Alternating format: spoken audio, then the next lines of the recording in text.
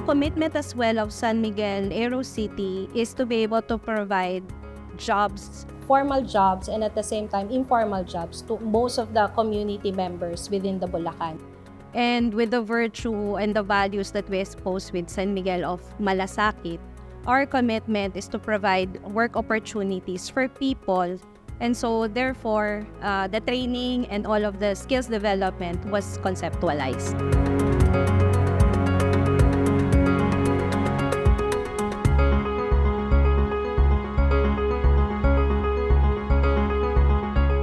I'm Pearly Galina. I'm the head of HR of San Miguel Aero City. In partnership with Bulacan TESDA and together with our contractor, Boscalis Philippines Incorporated, we have developed a skills training program as early as when we started in the project in 2020.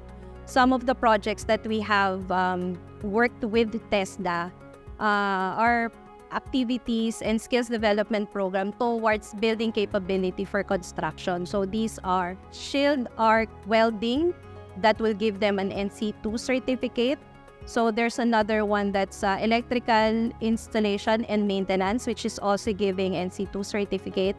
And the other one is about heavy equipment operation, which is equivalent to an NC2 certificate as well. Immediately after the training, we were able to employ some of those who had completed the training programs. In fact, one of the San Miguel Corporation subsidiary called Arken Technologies was able to hire heavy equipment operators for their projects. And at the same time, our main contractor at this land development phase is Boscalis Philippines Inc. They were also able to hire some of those who has completed the training program as part of their workforce.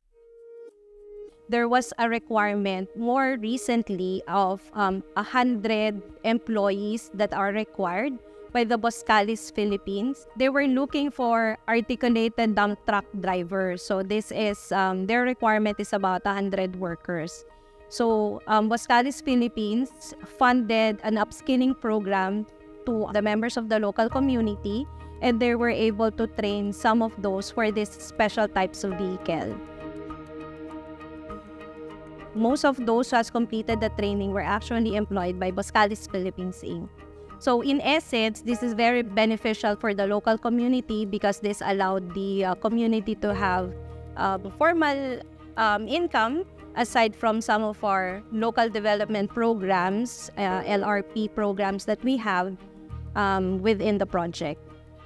So we are working with PESO to ensure that we are able to provide opportunity for the locals within the area of our with our operation. We have trained and upskilled some of our fisher folks and at the same time other members of the Bulacan community. I'm Ruel V. Bernabe and I am the Municipal Public Employment Service Office or PESO of the Municipality of Bulacan. Yung employment namin dito is not, hindi naman siya ganun talagang kataas. It's because po of yung establishment namin din dito ay hindi po ganun pang kadami. So right now, yun yung nagiging trabaho po ng PESO, which is makipag-coordinate kami sa ibang companies outside of our municipality so that makapagbigay kami ng trabaho din sa mga resident namin. Kailangan tulungan namin ang bayan ng Bulacan in terms of may angat yung nila, yung estado ng buhay nila. Challenge nga rin is number one is that yung lack of yung mga talagang companies. Siguro yung mga wala pa kaming mga ganong kalaking investors dito. Maliit lang ang aming bayan, so meron lang mga certain lang na trabaho. Meron mga companies dito pero maybe not enough para po i-send namin yung iba pa naming mga residente namin dito. So, because of my experience naman, lumabas ako sa aming bayan to look for mga partners po na company. And syempre, kailangan na una kong puntahan yung mga malalapit para hindi rin ganun maging mahirap sa mga kababayan ko, sa mga tinutulungan namin ni Mayor, yung trabaho na maibibigay namin sa kanila. I send mga letter of intent to them to open the partnership, and luckily naging open sila sa amin and eventually nagtuloy-tuloy na. So for the rest of the company na nakakaalam how yung process namin dito, because somehow we make some changes with our process of in terms of sa employment, and maraming mga company na ngayon ang nakakagusto, nakita nila na how active yung employment process namin dito. And kung before kami ang lumalabas, this time mas naging maganda na sila na yung pumupunta sa amin. And then syempre mas naging maganda na when San Miguel came.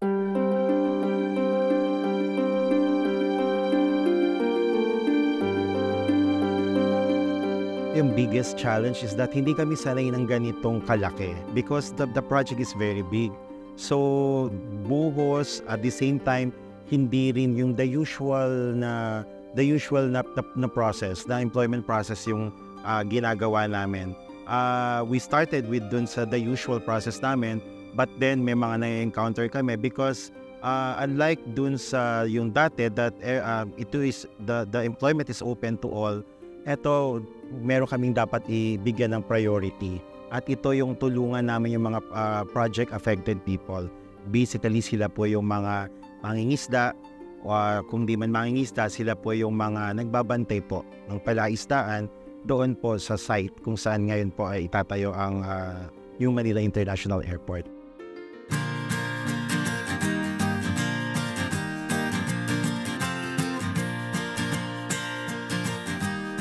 Ako po si Angelito Gabad. Ang trabaho ko po ay isang senior operational employee. Ako po ay isang mangingisda na nasasakupan ng Barangay Taliktip. Ang pag nangisda po kami minsan gabi. Tapos po pagkahuli nun, diretso na po siya sa fishport sa Ubando. Ganyan.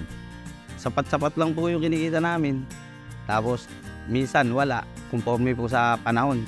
Saka po sa lakas ng panguhuli kasi po, siyempre po, mga isda po yung inuhuli namin, hindi namin malaman kung saan kukuhanin, ganyan.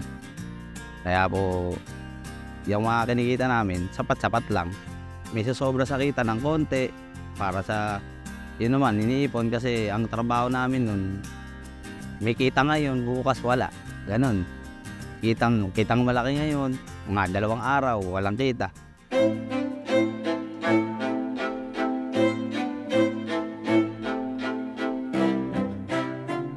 Ngayon po, nung ginawa po itong airport, kami po ay mga tatamaan yung aming lugar. Apektado yung hanap buhay namin, yung pangkaraniwan.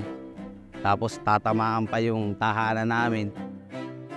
Pero okay naman po, ginawan po ng paraan ng SMC. Ni-relocate po kami. Lahat po binigay sa amin. Trabaho. Yung mga interesado, pinag-aral po nila sa TESDA. May welder, may hydraulic excavator.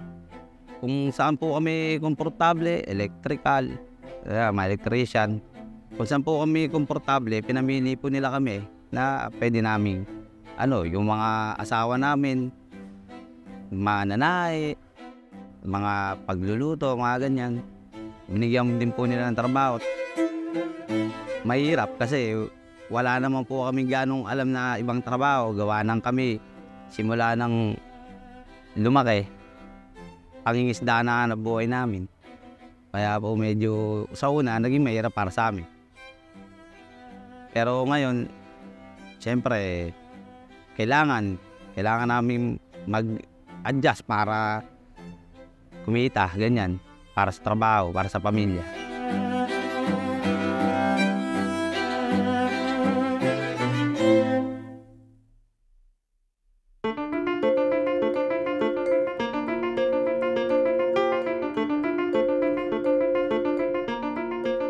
Pumasok po ako dito una, operational employee lang po. Helper, mga ganyan, kahit daling kami dito, tulong. Pero po kami, sa piping po kami. Magbabaklas po kami, nagdutuktong ng mga pipe. Tapos hanggang sa ma-increasean, yung mga promote. Siyempre po, nakakita po nila yung trabaho. Mas nakakaipon po kami para sa pamilya. Kaysa po magtrabaho kami sa labas, sa amin na ang transportasyon, pagkain, balikan pa yun. Medyo nababawasan pa. Samantalang dito, ipon lahat ng kita namin. Kasi lahat po ng pangangailangan namin nandito na. Lahat ng pangangailangan, ultimo sa mga bata, kahit paano sa mga magulang nakakapagbigay pa. Para po sa akin maganda po to. Kasi po marami pa pong mga taga Bulacan ng pwedeng makapagtrabaho dito hanggang ginagawa, hanggang sa matapos. Siyempre po, kami ang malapit. Mas priority po kami kasi area lang po kami. Kaysa kumuha sila ng trabahador sa malayo, bakit hindi na lang kuhanin yung mga taga Bulacan? Ako po si Romeo Lara II, articulated dump truck operator ng Buscalis. Dati po akong crane operator. Naging maayos naman po sa 20 years. Pero nung dumating ang pandemic, siyempre, buong mundo naapektuhan. Nawalan po ako ng trabaho at siyempre may mga anak po kami. Bali, miss ko lang po nagtatrabaho, kailangan hindi po sapat. Kasi may mga anak kaming may pangarap din.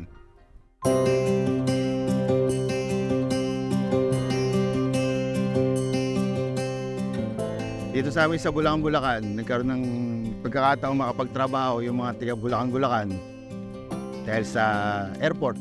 At taga-play kami sa Peso, Bulacan, sa amin sa munisipyo. Priority yung mga tiga Bulacan na ginawa dito sa amin sa airport. Nag-announce po ang Peso, Bulacan na kailangan ng mga manggagawa para sa airport. Pinatay yung airport sa Bulacan. Tapos nagpunta kami sa munisipyo, nagpasa kami ng mga resume namin, hinintay namin ng tawag sa amin para ma-interview ng Buscalis naman po. Yung interview lang kami ng Buscalis, yun, nalaman namin na dito ko i-assign. Tinanong, sanay ka palang mag-crane, pero kailangan mong dito ko muna i-assign sa articulated dump truck. Nung pagkita nga namin sa articulated dump truck, laki, paano ka patakbuhin to kasi kotse lang, tsaka yung mga may malilit lang na sakit. Tapos yun, training kami, introduce sa amin to kung paano yung gamitin. 3 weeks kaming pinag-training sa Monarch muna bago kami pumunta ng site, mag-actual. Meron pa rin kaming trainer na galing sa Monarch. Yun ang nagturo sa amin dito. Pagkatapos nun, meron kami sa TESDA, na in-evaluate kami kung okay na sanay na kami. Yun. Binigyan kami ng certificate. Tapos pagkatapos ng certificate namin, tinawagan na kami para magtrabaho na. Dito sa field na tinuro na sa amin kung paano mag-dump, kung saan area. Malaki yung adjustment kasi ngayon lang kami nakapagtrabaho sa ganito. Tapos ang laki nung dala namin equipment. Pero nakakatuwa naman yung mga kasama namin na nauna rito. Talagang kahit yung mga spot, yung mga manager, yung matataas dito, talagang hindi kami pinabayaan ni guide para mahasa. Tapos tuloy-tuloy pa naman yung namin kahit na sanay na kami. Tinitignan pa rin namin yung mga kasama namin kung paano mag-operate. At sa tulad namin na hindi naman ganoon nakapag-aral at nalinya kami sa ganitong trabaho, napakaganda at napakalaking oportunidad na binigay sa amin ng San Miguel ito. Nagkatulong na kami ng mag-asawa at yung income namin naging stable na, gumaganda na po. Pati nasusuportahan namin yung anak namin na maayos, napag-aaral namin, yun po the best na nagawa namin pareho ngayon. Hindi lang kami makikinabang na ito, pati mga anak namin. Parang buong Bulacan, hindi lang siguro buong Bulacan, buong Pilipinas.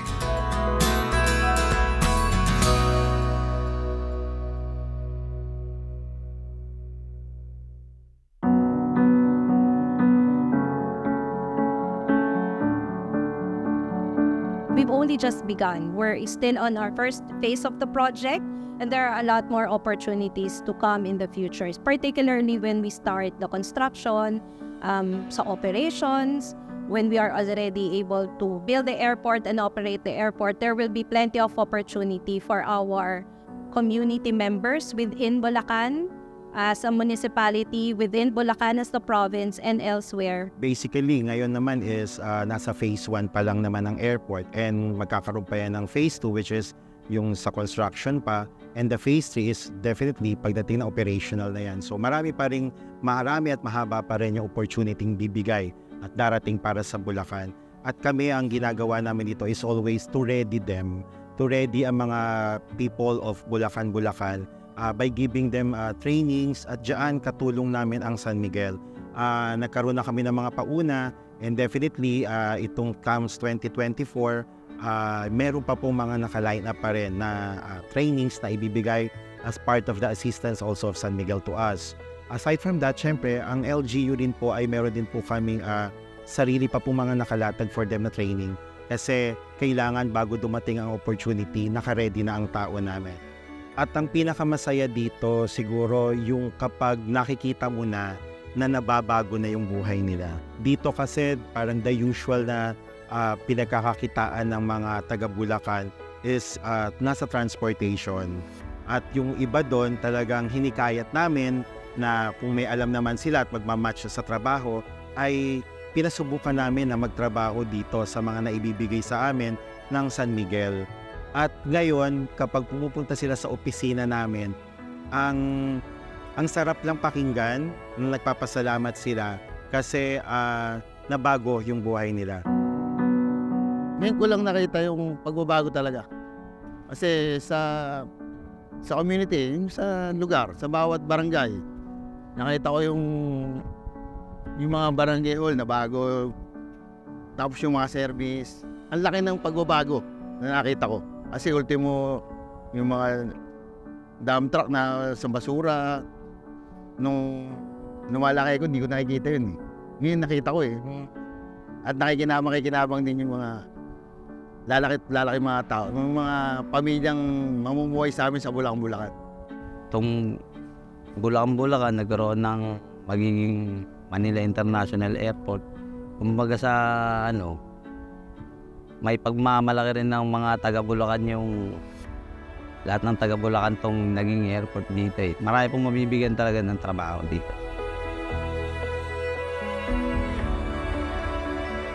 Siyempre, mahalaga rin po yung kahit papano yung mga sa training, madagdagan yung mga kaalaman mo, ganyan. Kahit na sakto yung kita, kahit na may sumobra ng konti, makaipon. Basta may trabaho lang, okay na yan. Huwag lang magutom yung pamilya.